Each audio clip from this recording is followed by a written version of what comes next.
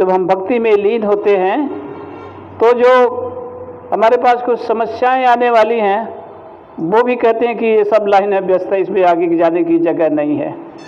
इसलिए कि पता है कि भगवान की आराधना में लगा हुआ है, इसको कोई सुख दुख कोई और चीज़ इसको व्याप्त नहीं हो सकती है। इसलिए सबसे सुरक्षित स्थान है प्रभु की शरण में लाना। प्रभु की शरण में जब चले जाते हैं तो हम निश्चिंत हो जाते हैं, बिल्कुल जैसे मालिक रखता है, जिस हालात में रखता है, जैसे खाने को देता है, जैसे पहनने को देता है, जैसे रहने को देता है। सत्संग उसमें जब मस्त हो जाते हैं तो न हमें कमी पति होती है, न बत्ती महसूस होता है कि हमारे जीवन में कम क्या है, हमारे जीवन में बहुत क्या है। एक महात्मा गंगा में एक बार आए थे, बड़ी सुंदर बात उन्होंने कही कि ब्रह्म ज्ञानी महात्मा टूटे फूटे घर में भी गुजारा कर लेता है। एक ब्रह्म ज्ञानी महात्मा फटे पुराने वस्त्रों में गुजारा कर लेता है।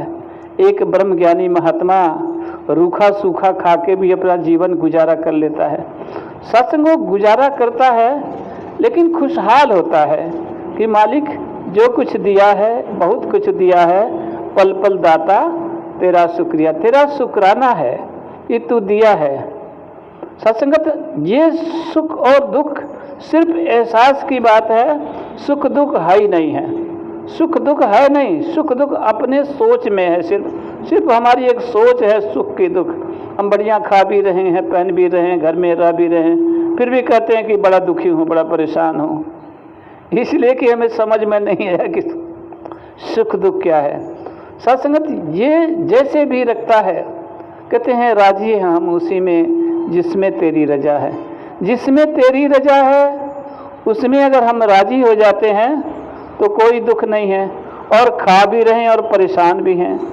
सत्संगत अब हमारे पास जो कुछ है, इस हालात में जो कुछ है, चलो किसी के पास 2 महला 3 महला 4 महला है, किसी के पास झोपड़ी है, किसी के पास चादर है, कोई टेंट डाल के ही गुजारा कर रहा है।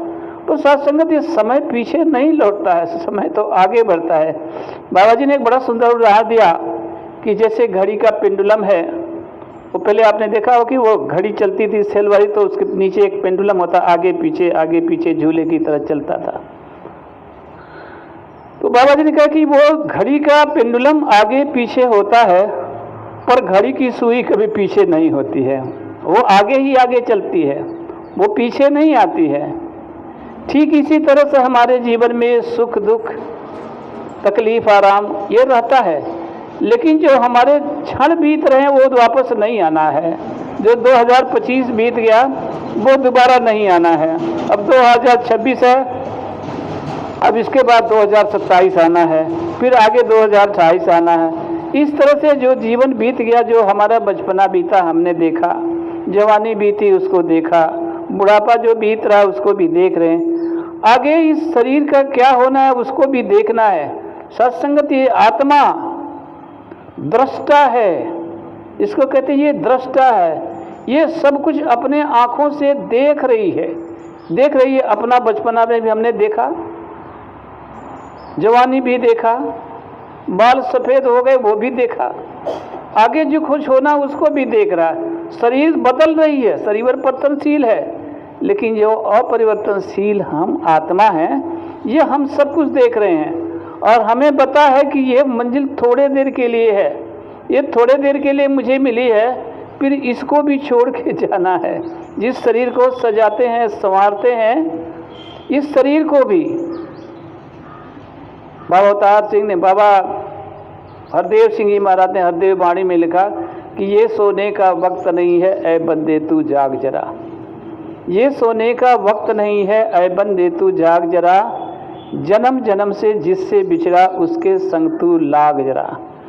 कहते हैं इंसान ये सोने का वक्त नहीं है, ये जागने का समय है, क्योंकि जिससे तू बिछड़ा है, किससे बिछड़ा है? भगवान से बिछड़ गया है। माया से तो बैल की जोनी में तब भी था, गधे की जोनी में तब भी था, बिच्छू के जोनी में जा तब भी थी, सांप की जोनी में तो ये माया के साथ तू था, लेकिन बिछड़ा किससे है? परमात्मा से। कबीर सूता क्या करे, बैठा रह और जाग, जाके संगते भी छुराताई के संगला। कबीर जी भी यही बात समझा रहे हैं कि जाके संगते बिछुरा ताई के संग लाग। जिसके संग से तू बिछड़ा है उसी के संग लगा। सतगुरु भी यही इशारा कर रहे हैं कि तू परमात्मा से बिछड़ा है, इसके साथ अपना नाता जोड़, इसके साथ अपना रिश्ता जोड़। हर समय अगर तुझे खुश रहना है, तुझे मगन रहना है, तो तू परमात्मा के साथ अपना नाता जोड़। सत्संग जब परमात्मा के साथ नाता जुड़ जाता है तो फिर हम आनंद में जीते हैं। जो पल बीतता है, जैसे भी बीतता है, हम खुशहाल रहते हैं। और सत्संगत एक बात और कि जो हमारे कर्म हैं, सत्संगत सेवा, सत्संग, सिमरन, इसने दिया, इसमें कोई चूक नहीं होनी चाहिए। और जो सतगुरु कहता है उसको करना जरूरी है। जो सतगुरु कहता है सेवा करो, सिमरन करो, सत्संग करो। सत्संगत 1965 में बाबा गुरबचन सिंह जी महाराज ने मंसूरी में एक कॉन्फ्रेंस किया और उस कॉन्फ्रेंस में बाबा गुरबचन सिंह ने ये ऐलान किया कि आज के बाद हमारा कोई संत नशा नहीं लेगा। सत्संगत नशा मुक्ति तभी से चली।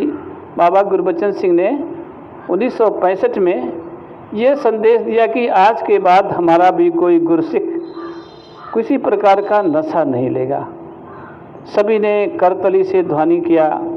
आगे बाबा जी ने एक बात कही और कि आज के बाद हमारे गुरसिखों की शादी सादा शादियाँ होगी, कोई दहेज नहीं लेगा।